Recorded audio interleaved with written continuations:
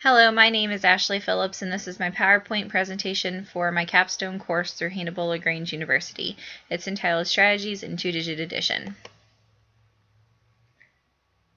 Some people argue that there's only one way that a math problem can be solved. Others argue that all students learn differently. Is it possible that not all students learn the same? Math is a part of our everyday life, and through this presentation we're going to take a closer look at implementing strategies to see if it will improve fluency when solving mathematical problems. So, Cobb reminds us that mathematics is worth knowing and doing in our rapidly changing society. As teachers, we must find a way to motivate our students so that they have the confidence that they can solve any math problem. Every teacher's goal should be to have their students solve problems with little or no guidance. An unused gift is unused potential and cannot accomplish what God sent us to do, according to Eric. Implementing his strategies allow us to not only motivate them and to problem solve, but they also allow us to practice the problems.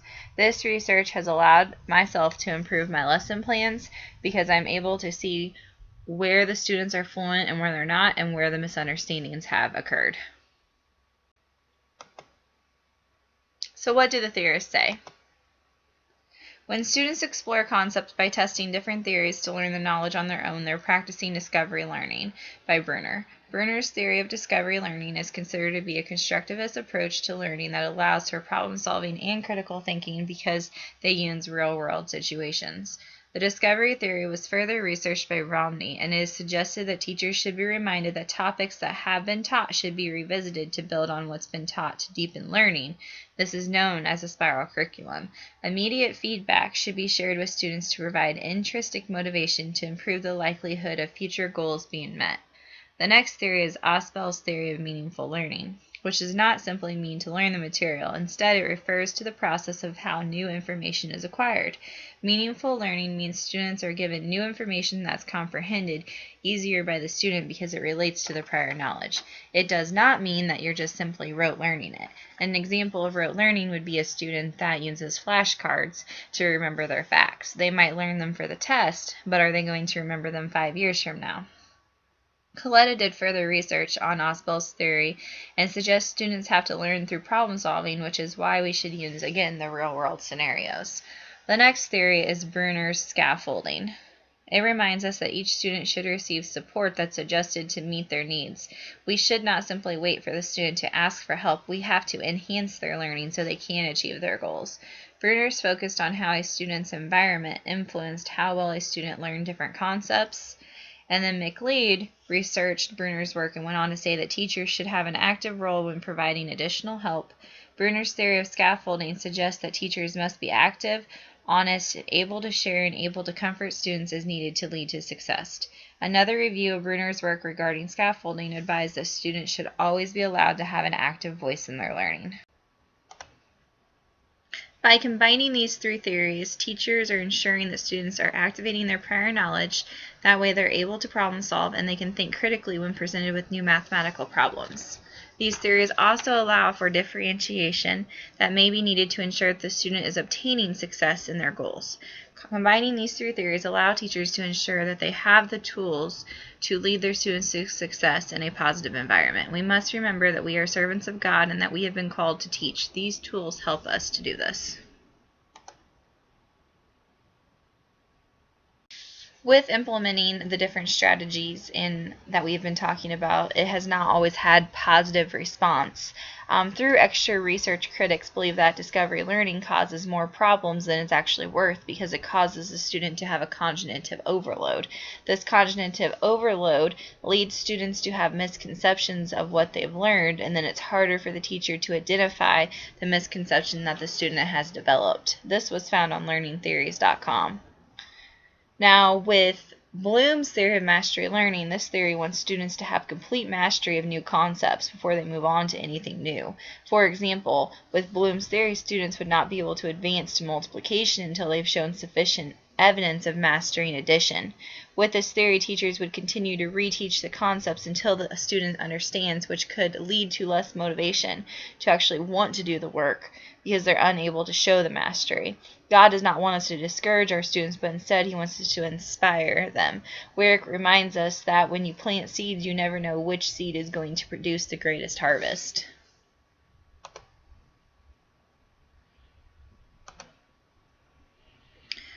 Next is the research questions. The questions that I was trying to answer with this, the first one was, what extent will implementing mathematical strategies into the process of addition with regrouping affect a student's ability to add correctly in second grade? And the second question was, what extent will critical thinking skills be improved if problem-based instruction is introduced in the second grade?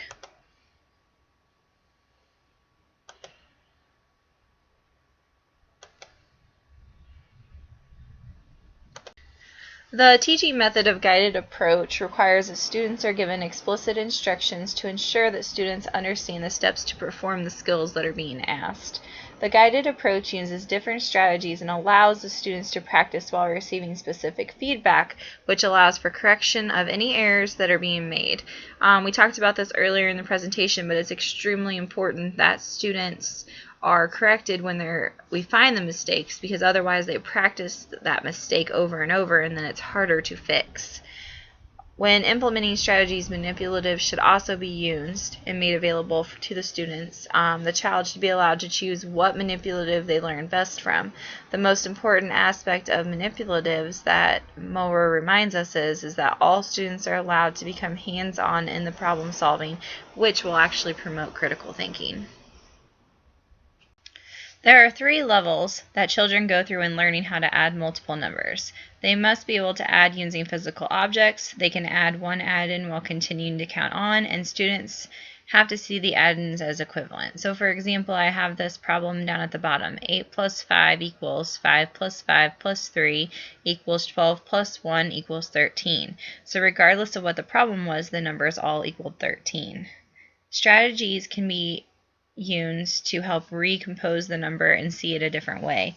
Manipulatives can be things such as base 10 blocks, beads, or drawings. This can help a student decompose a number in their mind and then be able to do the regrouping easier.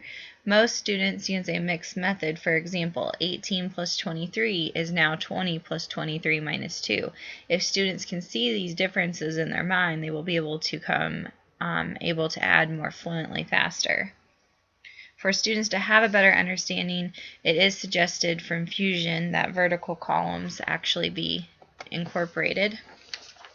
And journals provide a great reference for students to be able to go back to what they've learned. They provide immediate feedback, which is vital to enhance a student's performance, because this gives a student a chance to realize a mistake has been made in the first place.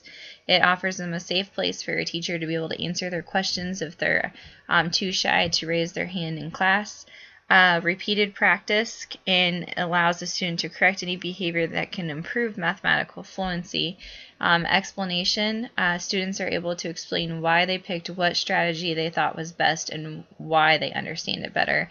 And last but not least, journals help teachers change their instruction. So if they're seeing a broad trend or a huge mistake class-wide, they can have the opportunity to fix this and get right back on the right road. Motivation is extremely important when implementing strategies. Students should be encouraged to practice the different strategies. That way they build their confidence. It's also been proven that teacher encouragement increases the likelihood that students will be able to solve problems faster and at a more fluent rate. Students have to be viewed as an individual to ensure that we are differentiating to the needs that each student needs. Warwick reminds us that being sensitive to others is good citizenship, being insensitive and unkind to others is rudeness. So we have to pay close attention and not worry about past experiences. Differentiation will actually boost motivation, because by providing the different strategies, they'll become more confident. And teachers should ensure that the classroom environment encourages students to work together. That way there's less monitoring that's needed. It is vital that students' prior knowledge is activated to allow problem solving and critical thinking. A patient teacher is loving, yet decisive in control and understanding and wise. To ensure that prior knowledge is activated, teachers should be committed to their students to ensure the appropriate strategies are implemented to solve addition problems that requires regrouping, even if the strategies vary from student to student. When considering prior knowledge, it is crucial that teachers take into consideration what the student's math experience was in first grade, because their past experience could affect their confidence when implementing the new strategies. Teachers must remain positive, because the goal is to guide students to achieve their goals and to deepen their level of understanding.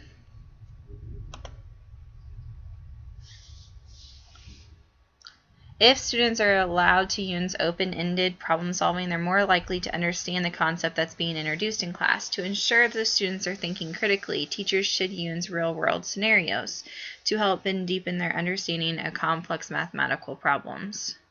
Students must understand 4 things. What is being asked?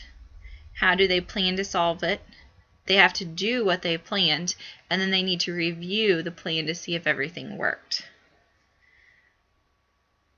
When adding multiple numbers, they also need to remember that regrouping is a conceptual problem-solving process and not simply learning how the procedure is done.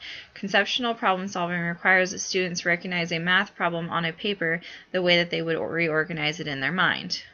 And teachers should limit demonstrations but instead speak about different strategies that can be used to solve the problems with manipulatives of their choice. Strategies build confidence in students, which provides a positive overall atmosphere in the classroom. Strategies allow students to learn at their own pace and allow students to choose which way they want to solve the problem, so they get to do it in their own way. When students understand their strategies, their confidence is boosted, and then this actually leads to less assistance from adults. Strategies provide a positive environment to help students learn more complex strategies such as multiplication or division in later grades, and strategies also show different levels of mastery. There are a few negatives.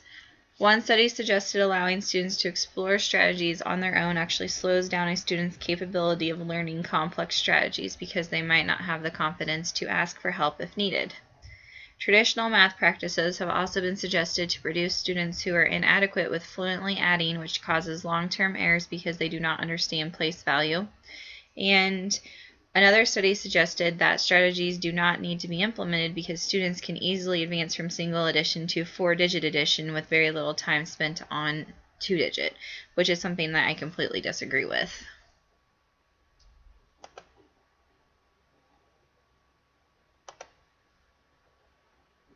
So now we are at the research process. All students that were in this research process went to Highland Elementary for summer school. They all received free lunches if they were under the age of 18. The students that returned their permission slip and then when were selected were at the bottom 30%. The environment that the students took this test in was that they were departmentized, and then they switched classes every 45 minutes, and it was air conditioned. And 2 of the students that were pulled for the study had received title services in my room previously. The steps that we took for this research was to brainstorm with my colleagues and figure out how we could improve different title current work that we have. Then we decided to look at strategies that could actually be taught.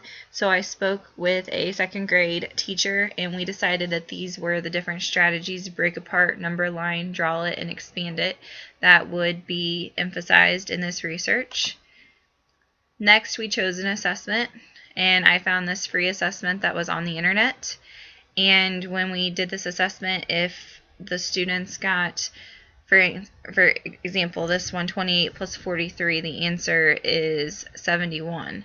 So if they had wrote 61 because they forgot to carry the 1, they would get 1 point for the 1 that was in the ones column. So this assessment was actually worth 20 points. So after I figured out the assessment and how I was going to view it and what it would be at work, I submitted it for approval to Hannibal LaGrange University and to Highland Elementary. Once I received approval, I wrote the consent forms and we sent them home. Then we did the pre-assessment. Jeff Inning actually gave the pre-assessment with directions that were specific to make sure that it was consistent. He read directly from a script and let the students know what they had. After the pre-assessment, he did get the tests and give them to me, and then he taught the strategies that we were looking at. Then again, he gave the post-assessment, where again he read off the script. And last but not least, I analyzed my results for this assignment.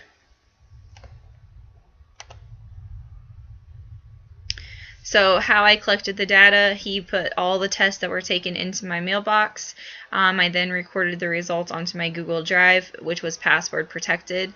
2 ways: it's password protected to get into Google, and my computer was also password protected. The privacy was kept maintained in this research because the tests were destroyed once I needed them, and everything was password protected. And then I chose the students based off of the bottom 30% that scored low that would have actually been pulled for title services.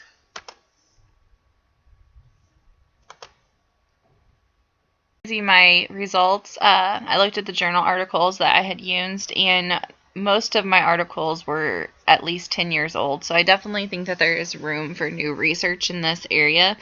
As for the amount of students that I used in this research, I feel like it is sufficient for titles purposes because we do not have 30 kids in a title group. We have at the most 4. Is there room for improvement on this research? I definitely think there is, because I would like to be able to do this project again, but extend it for maybe an entire semester versus 3 weeks. The strategies that were noted were not the ones that I had originally thought. They only showed that the students drew lines to be able to add in vertical columns, and most students did forget to carry.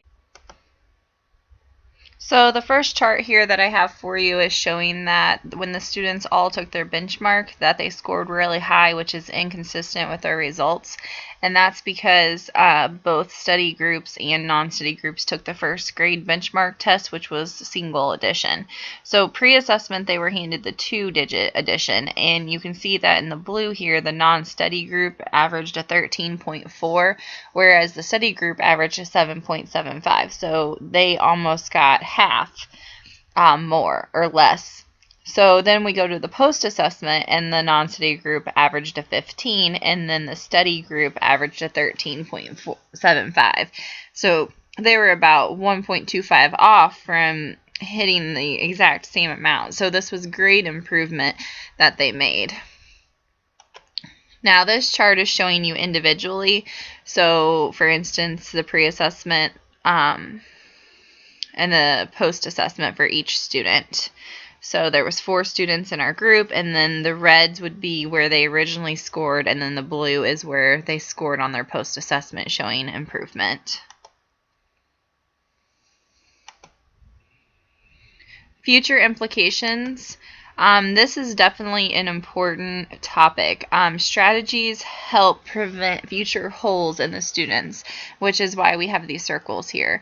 So holes can be all different sizes, and they continue to grow with more confusion. So that's why we have a big one here and we have a little one here. So if we don't fill the holes when they originally start, the hole just gets bigger because you continue to get more advanced information on each student, but you're never actually going back and fixing the foundation on that student.